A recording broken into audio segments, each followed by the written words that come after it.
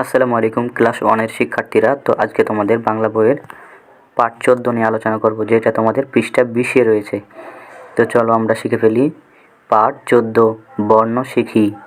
এ ওই, এ ওই, শুনি ও বলি।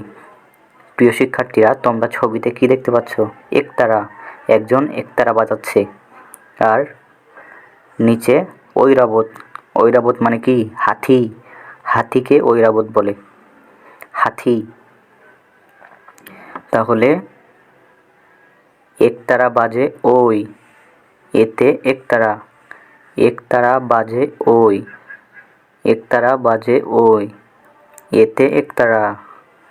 তারপরে ঐরাবত যায় কই, ঐরাবত যায় কই, ওইতে ঐরাবত, ওইতে ঐরাবত। তারপরে দেখি চলো। শুনি ও বলি, বাউলেরা একতারা বাজায়, ঐরাবত মানে হাতি। এই দেখো নিচে লেখা আছে ঐরাবত মানে হাতি।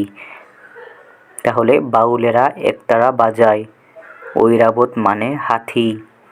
তারপরে পড়ি, এ ওই, তোমরা বলো এ ওই, এ ওই। তারপরে লিখি। প্রিয় শিক্ষার্থীরা দেখো, এ ওই লেখা আছে।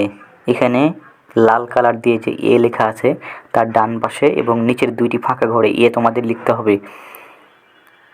তাহলে এভাবে হাত ঘুরিয়ে এ লিখবে এবং নিচের দুইটি ফাঁকা ঘরেও এ লিখবে।